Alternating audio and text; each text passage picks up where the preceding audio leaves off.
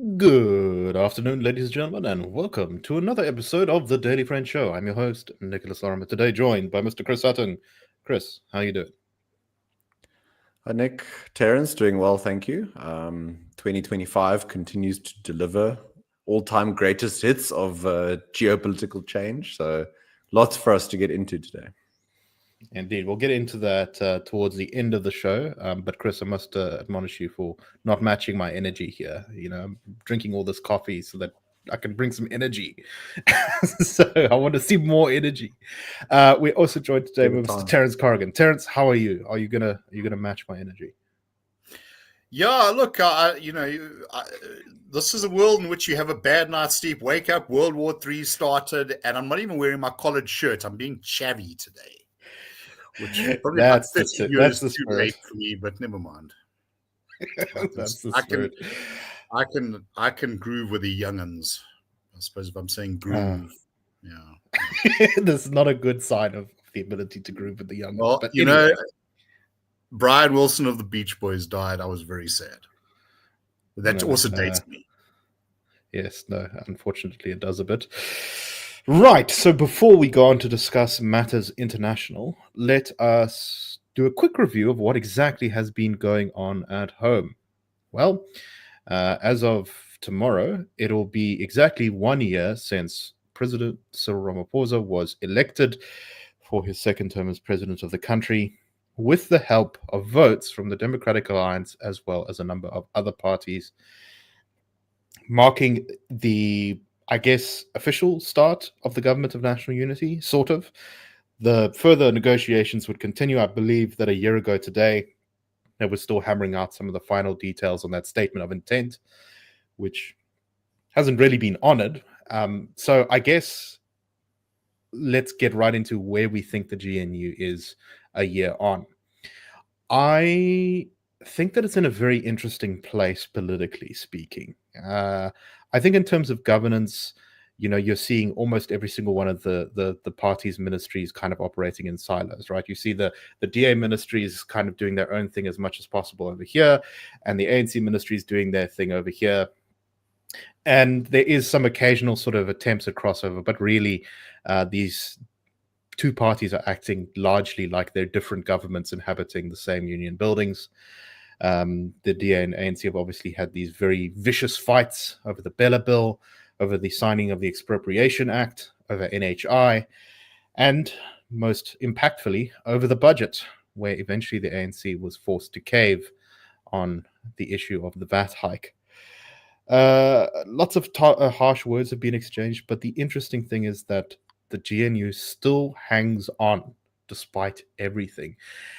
And I think that's a testament to the fact that South African voters in general, particularly ANC and DA voters, are actually pretty keen on the GNU sticking around. They think it's a good idea, at least conceptually, even if the execution hasn't been amazing. So, Terence, let me begin with you. Do you agree, firstly, with my summary of how the Government of National Unity has been sort of working politically? And what do you make of it? Who do you think are performing well in their governance roles? Who do you think is doing badly? Is there any prospect for things to get better in the GNU? Well, look, I think there's a couple of things. It's a sort of new and unfamiliar experience. I don't think, even until the results came in, the ANC was ever expecting that it would ever face this moment, because it has this kind of like right to rule. And all of a sudden it didn't. I do think for the ANC, though, and I think this has been adequately understood by the commentariat, that where else is it going to go? Maybe if you're Paul Mashatile or Banyaza Lessufi, you want to go to the EFF. I think for most of the ANC, they know the EFF will eat them alive. Similar thing with MK. All polling evidence suggests that it's that it is a popular option. The idea that the ANC somehow cares and the DA is somehow competent, and you put these together and you can get caring and competent. But yeah, I think that that Tony Dion's book has a couple of interesting comments on this. The way that the the way that the executive is structured in South Africa, and a number of people have made this over the years, the sort of powers that have been vested in the presidency over the years, has removed a great deal of power that ministers should rightfully have had, or at least would have diffused things. And that's enabled President Ramaphosa to go on and sort of carry on many respects as though nothing has changed. But do I see anything changing? Not really. And I think that what we saw with the announcement of the national dialogue, that kind of becomes the next big thing. You know, we had the GNU phase, like we had the New Dawn phase, then we had the Mandate Horizon phase, then we had the post-COVID phase, and this is the next one. You know, we can't really do anything, and more importantly, we can't be held account for anything, because we're waiting for this process. When that unfolds, you know, it's going to blow your socks off with what's going to be there. And I've heard, you know, I'm along with having enjoyed the Beach Boys when the Beach Boys were a thing, I can also say that I've been around through the new South Africa to watch these fads come and go. I remember when the RDP was this wonderful plan that was going to revolutionize the country, and I remember GEAR, and I remember the NDP, and in fact I remember one big name celebrity academic saying in a debate that, well, you know, all the cynicism, we're about to start rolling out the NDP, and this is really going to resolve most of these issues. Does anyone even remember it? So do I expect much? Well, look, I mean, I suppose the good thing is it could be worse. Now that's a low bar, but when your bar is a South African one, it's generally not one that one needs to exert oneself to jump over. No, we are sort of in a very weird place where we're beginning to see the ANC reach the sort of limits of its new position in Parliament. I've heard of a couple of relatively minor votes recently where the ANC was on the verge of losing, so withdrew items or wasn't able to do something it wanted to do because it knew it was going to lose. Of course, the budget was a great example of that. But, you know, at the end of that budget process, while I think the final budget was certainly vastly improved over the initial budget proposed, it still wasn't great. It still, I think, didn't really focus on some of the key issues. It still sort of drove up the debt problem, that kind of thing. So I don't know, Chris, where do you think we are and where do you think this is headed? I suspect that things will kind of quietly trundle along for a bit more. You know, there'll be this national dialogue, which will be a lot of talk about nothing. And then we're going to get to the local government elections. And the closer we get to that, the more hostile it's going to be inside the GNU. What do you make of all this? So by their own metrics, those being growth and unemployment, the GNU has failed within the last 12 months on improving on those two metrics. So in the first quarter of this year, growth down. And then based on the latest data we have available, growth isn't likely to breach far above 1% for the remaining quarters of this year.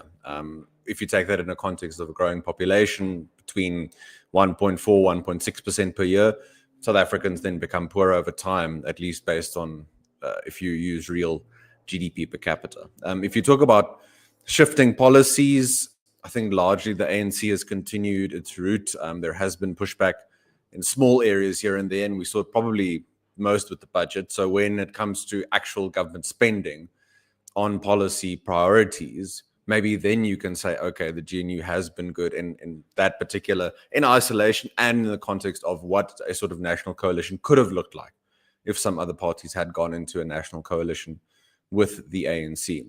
If we talk about the sort of longevity of the GNU, I think for now it remains the best option for most of the parties, including the ANC and the DA, but that doesn't mean it's good in and of itself, that it's shifting things that South Africa needs in terms of policy and legislative changes. Just maybe a sort of last thought or a last point.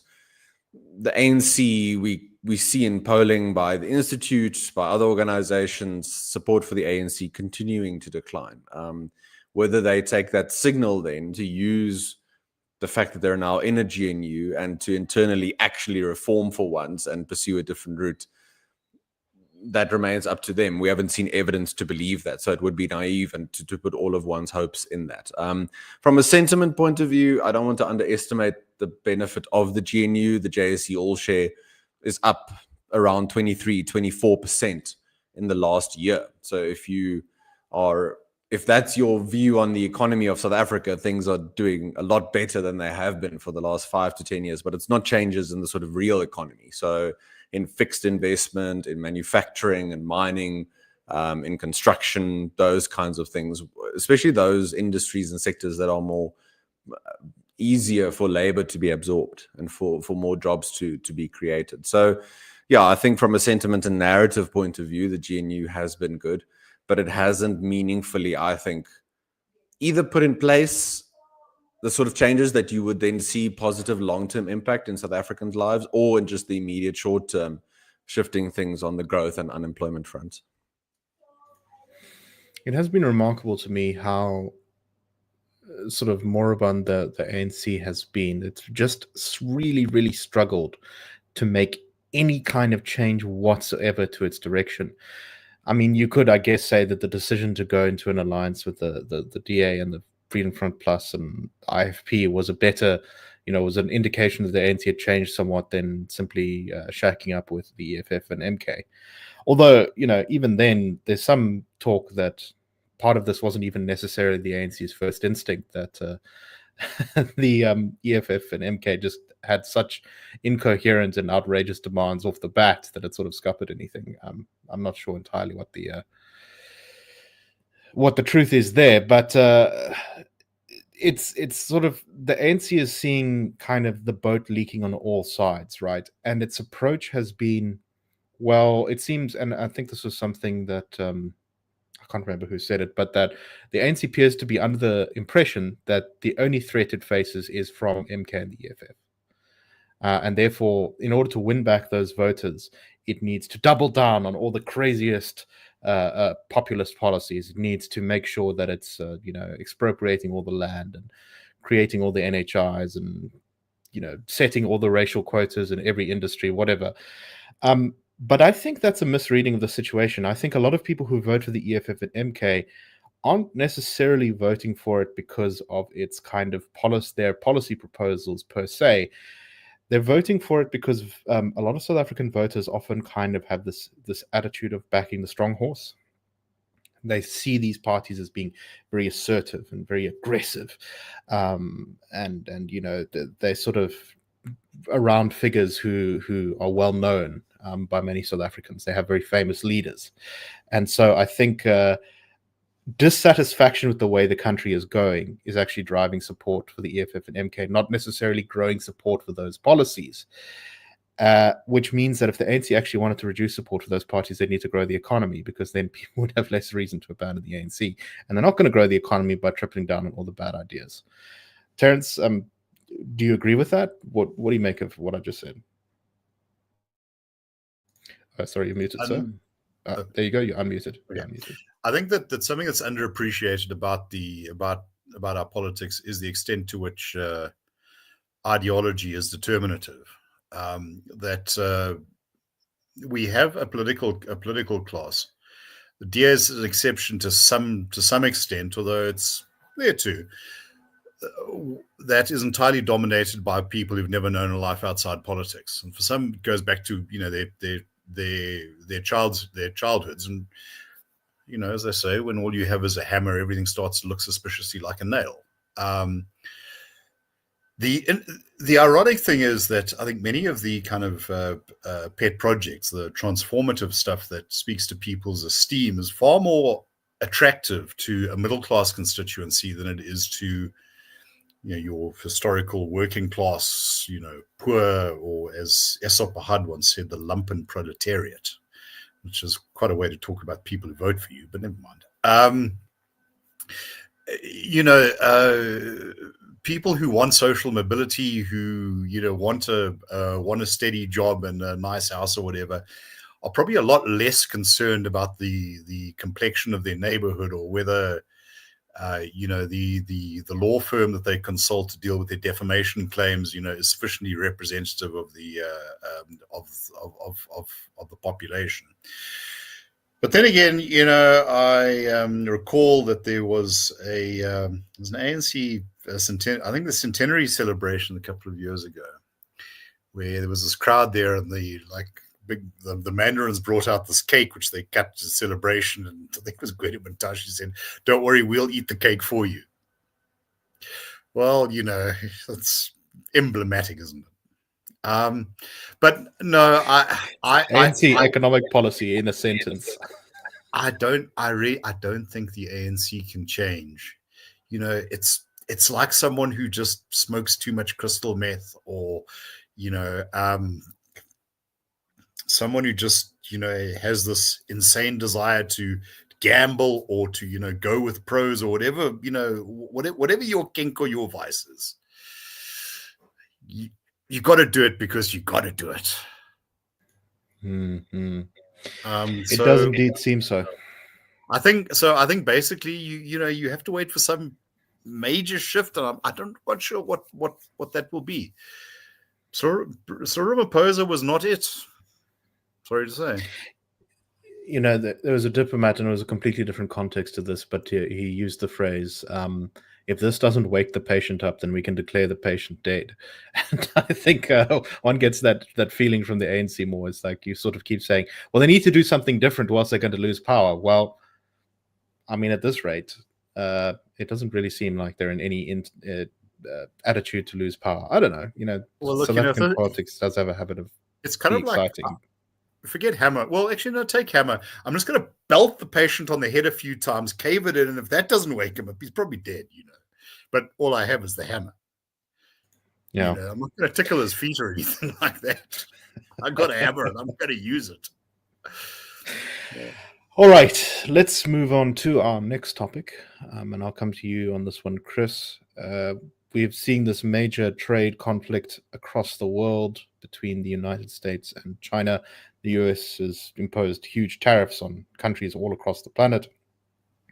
And China is seeking to cast itself as the sort of responsible guardian of the global trade order, or something like that.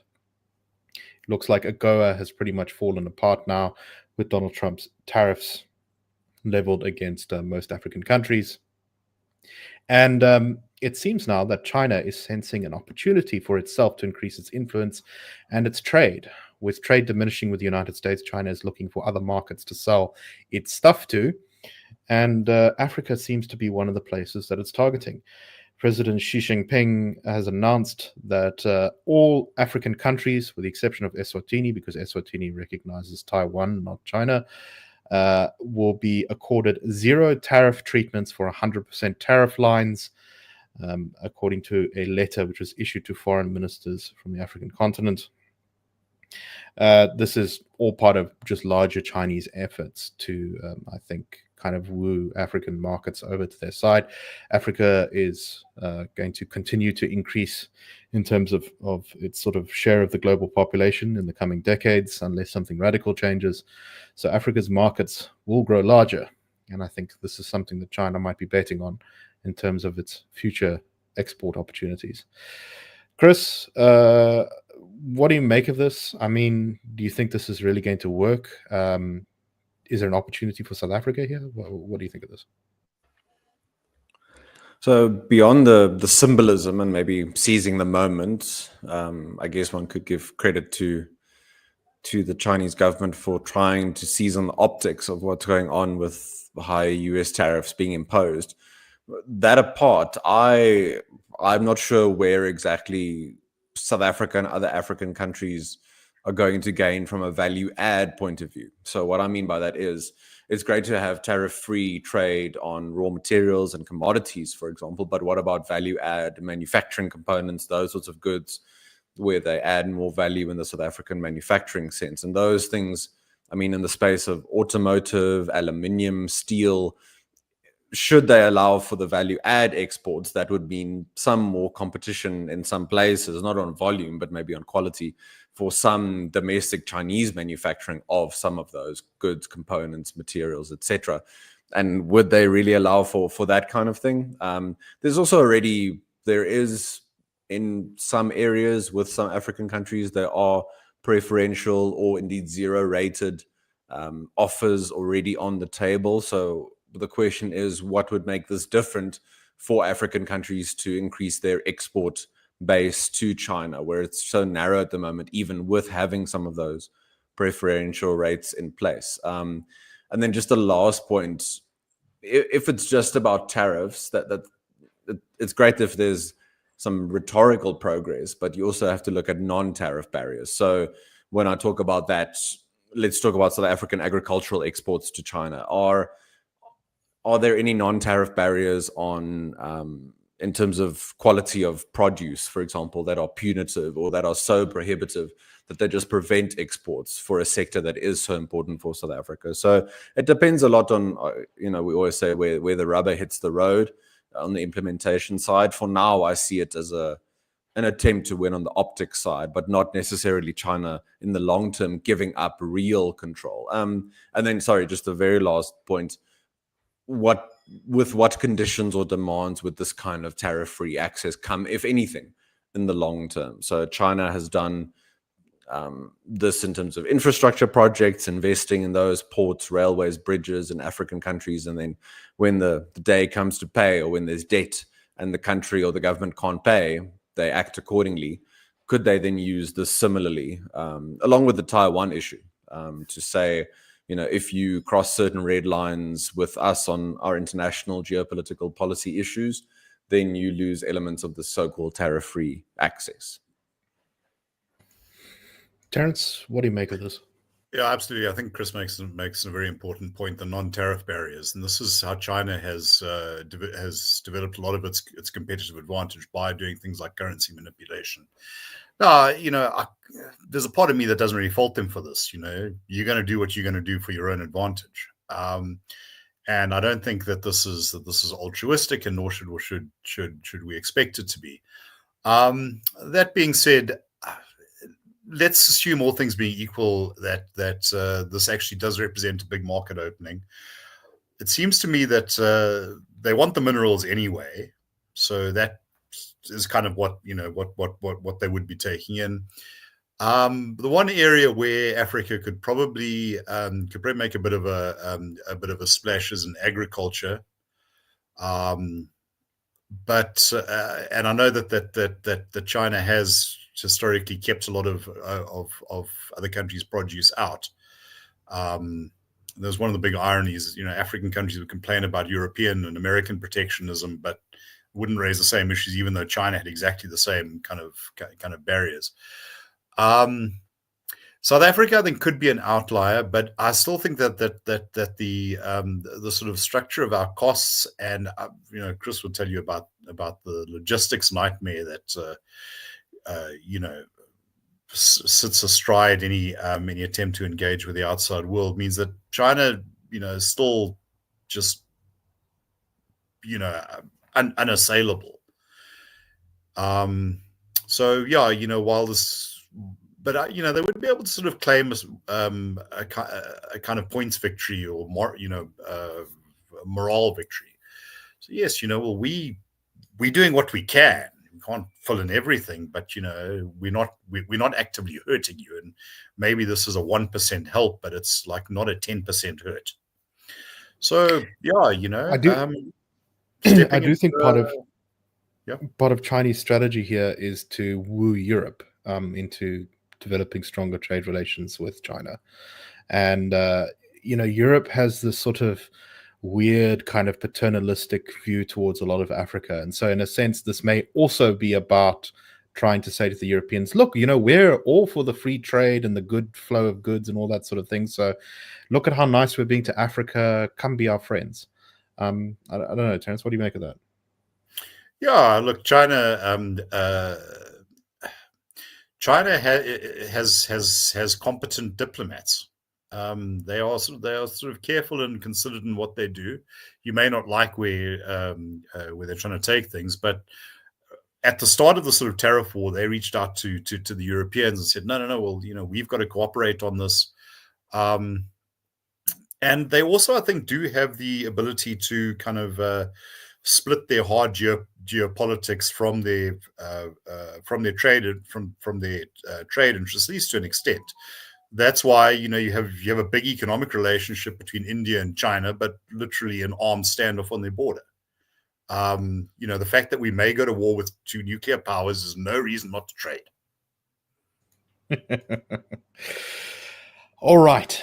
Speaking of war between nuclear powers, let's go now to the big international news from the Middle East, and that is concerning conflict between Iran and Israel.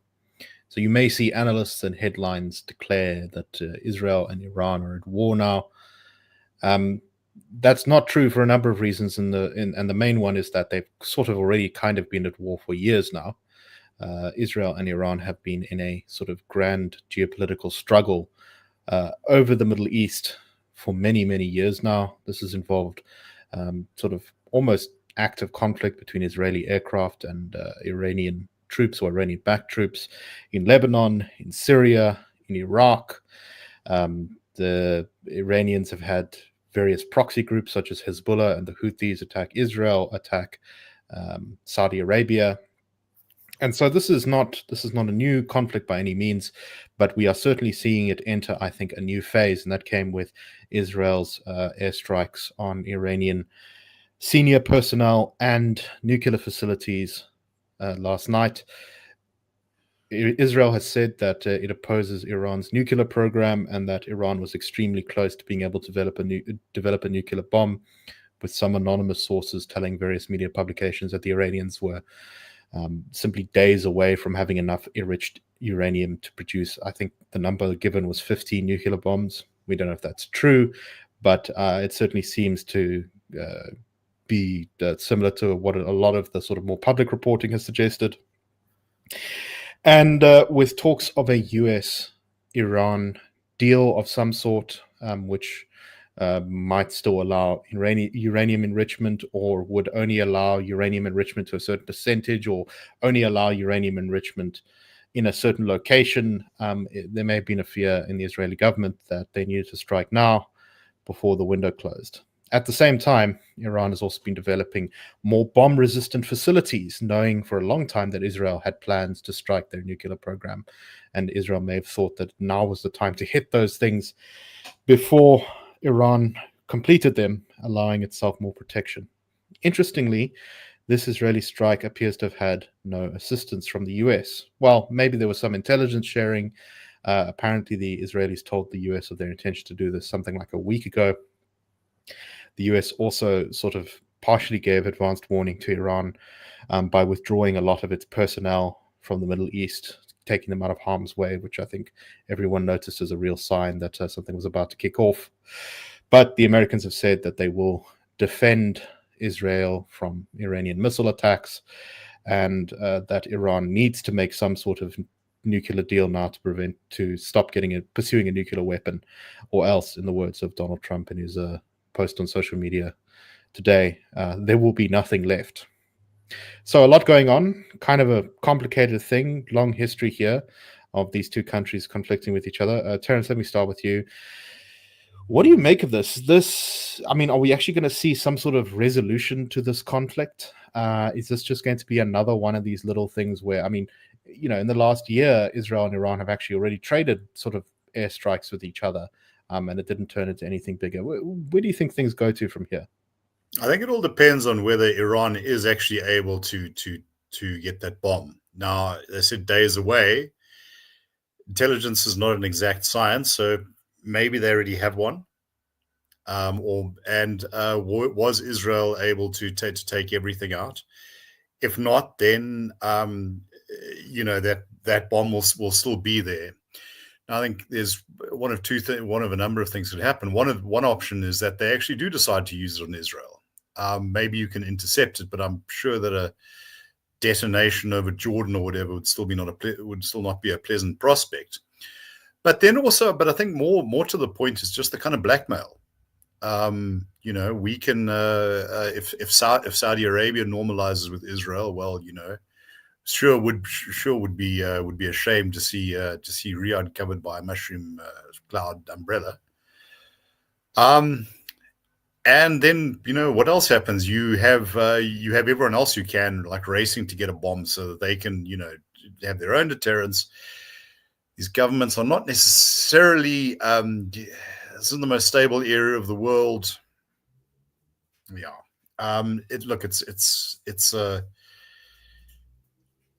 It's not a pleasant situation. And my view is, unfortunately, this is kind of inevitable with the kind of state that Iran is now. This is not to give an unqualified endorsement to Israel, or say that they're in all instances the good guys or whatever. But a state founded on, let's say, on very millenarian precepts is not likely to be, a country you can negotiate with. Tehran is not Beijing. Put it like that. Or Moscow in the 1980s. When someone once said, the Russians could always be counted on to act in their own interests.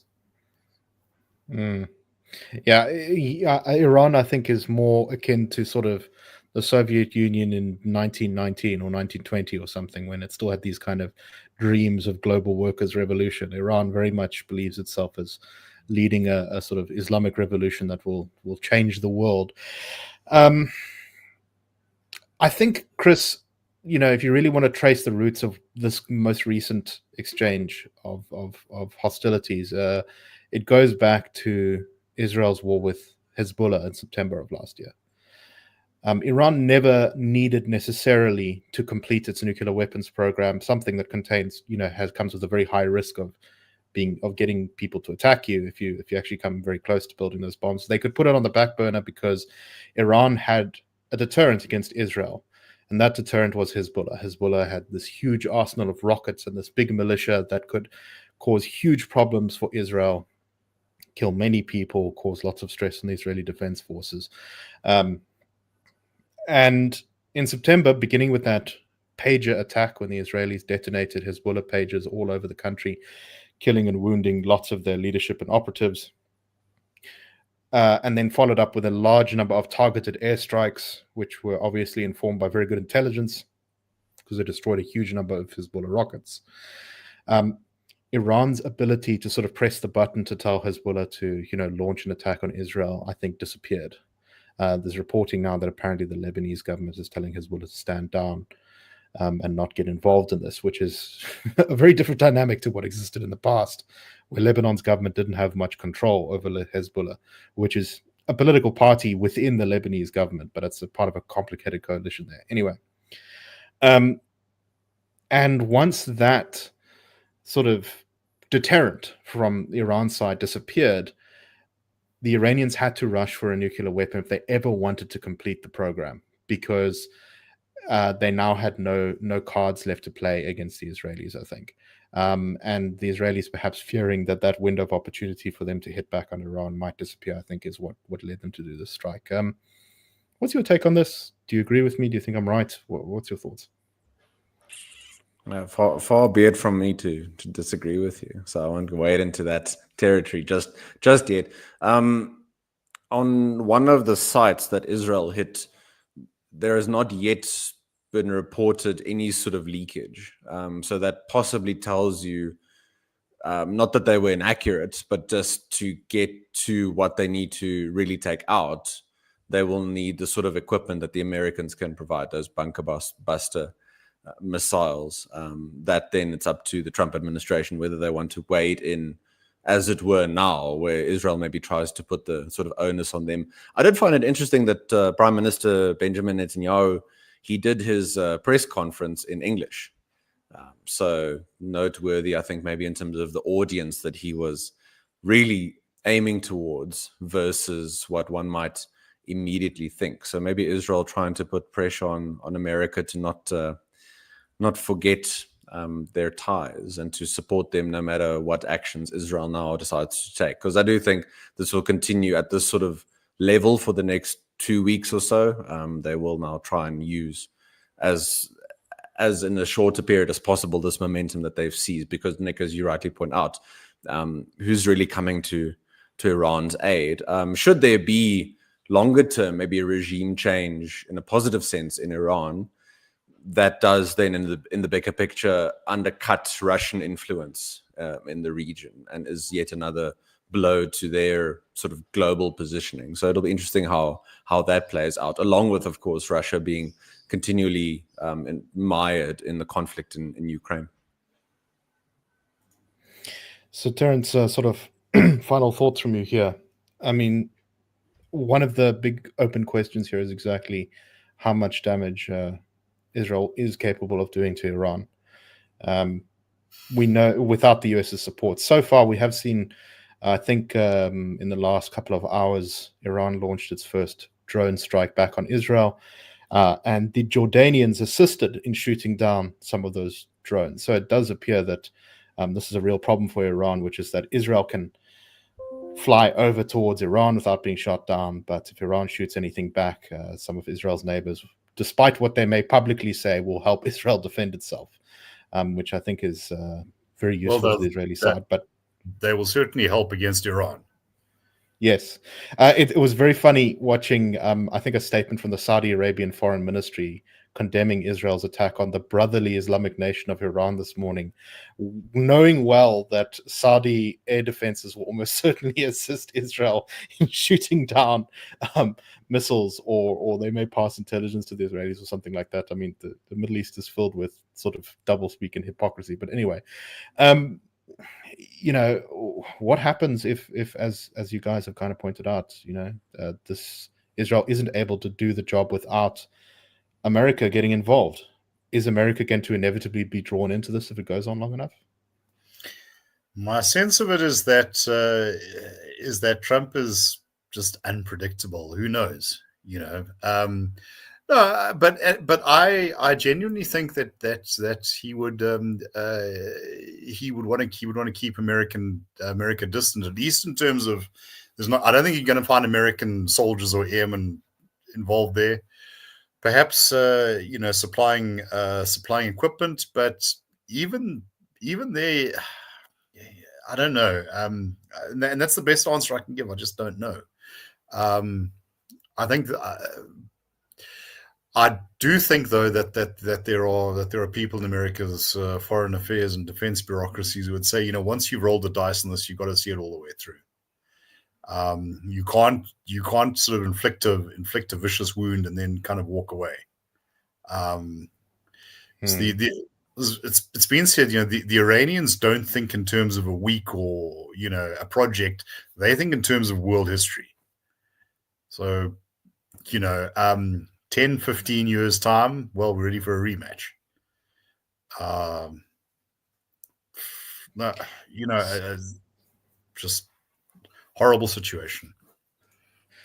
So, Chris, I had somewhat of an amateur theory, and you tell me if I'm drawing lines on a chalkboard that on a board that don't exist. But the Israeli operation here is being called, I think the code name is Rising Lion, and that suggested to me as being an interesting choice of words for a code name for this, which is that Iran's pre-Islamic revolutionary flag from the time when it was a monarchy featured very prominently in the middle a lion holding a sword. Do you think the Israeli government might be hoping that if they deal a heavy enough blow to the Iranian government, that there will be some sort of popular uprising against the Iranian government? There have been a number of such uprisings in recent years, but they've never been able to overcome the military strength of the Iranian state. Do you think there's any chance that Israel maybe thinks that if they just knock the Iranian mullahs hard enough, that the Iranian regime will collapse?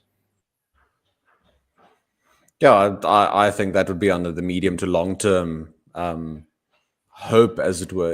If you can hit the right levers or the right points to lead to that kind of momentum as Israel, then you would hope that in your calculations that sort of thing happens. There were some reports in the last 12 hours that many people were celebrating in Tehran specifically, as to maybe now the possibility for some real change is happening. If you look at the precision of some of these strikes, I mean, just from a sort of intelligence point of view, it is quite remarkable how the goal was the leadership wherever possible of the regime and of the military and intelligence forces, and the nuclear facilities or nuclear linked facilities. No real goal for civilian casualties or that kind of impact from a military operation point of view. So I think it makes sense to say they're from Israel's point of view, they're trying to play that game. Just from a I know that wasn't your question specifically, but from a sort of domestic politics point of view,